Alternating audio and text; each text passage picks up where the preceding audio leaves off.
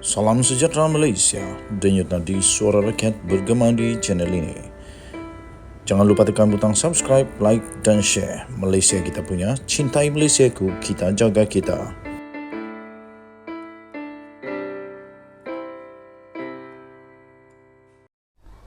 Salam sejahtera Malaysia, denyut nadi suara rakyat bergema di channel ini. Tuan-tuan dan puan-puan yang dihormati sekalian, selepas saja pendedahan tentang jana wibawa, sekarang ini ramai orang dalam masalah besar.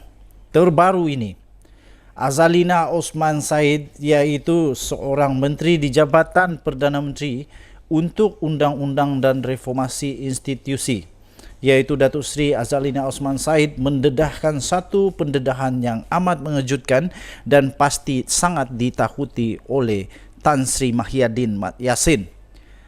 Sebelum ini, tuan-tuan dan puan-puan yang dihormati sekalian, Mahyadin Mat Yassin mengatakan bahawa beliau tidak pernah jumpa, tidak kenal dan tidak tahu siapa atau individu ataupun syarikat ataupun siapapun yang terlibat di dalam jana wibawa.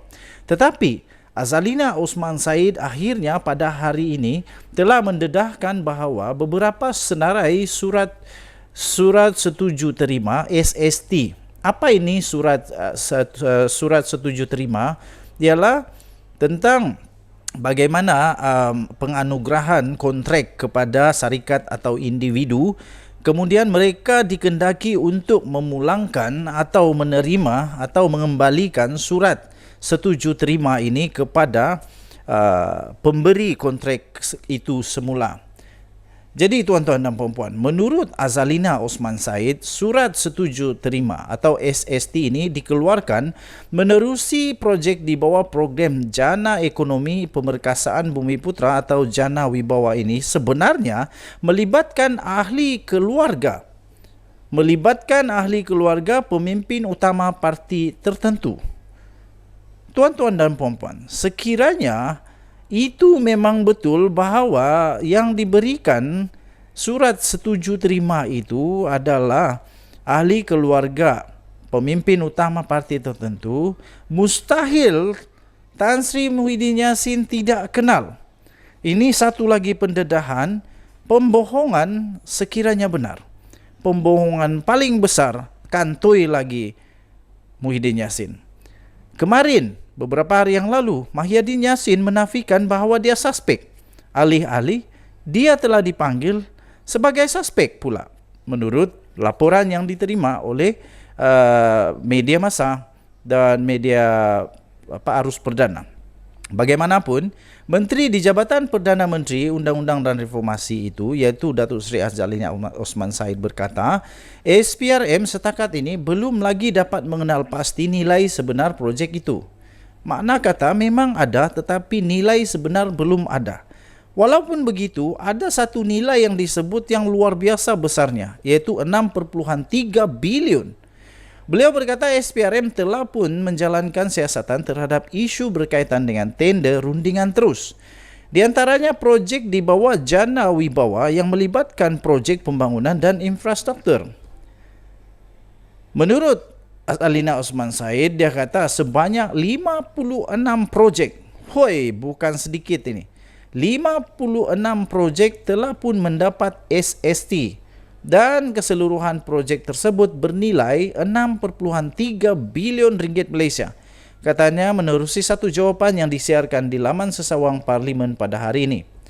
Azalina menjawab soalan daripada Lim Guan Eng, iaitu PH daripada Bagan, berhubung jumlah dan bilangan serta nilai projek yang terlibat di dalam penyalahgunaan kuasa, khususnya tender rundingan terus yang melibatkan ahli keluarga pemimpin utama, serta tindakan yang bakal diambil ke atas mereka yang mendapat habuan.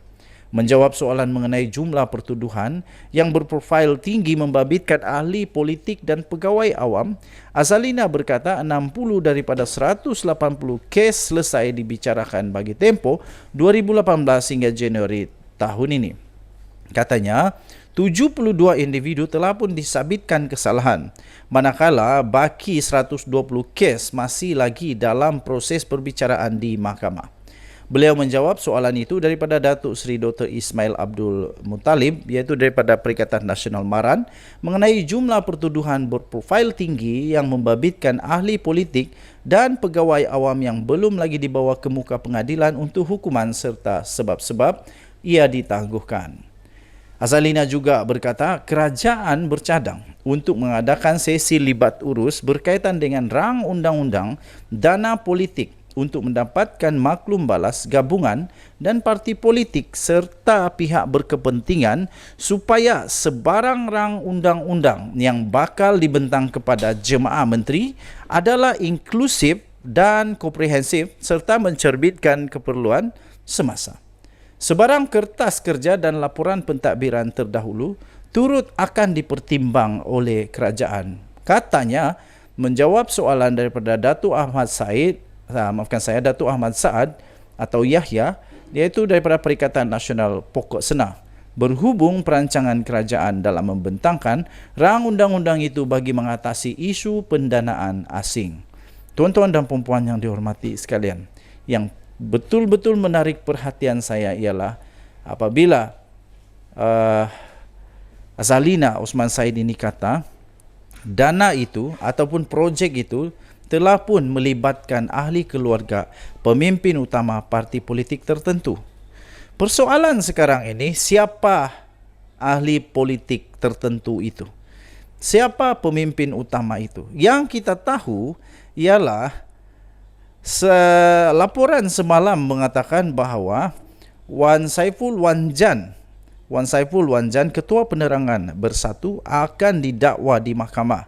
Dan setelah itu juga kita pun telah tahu dulu, sementara itu kita tahu juga dulu bahawa ada ahli keluarga yang dikaitkan,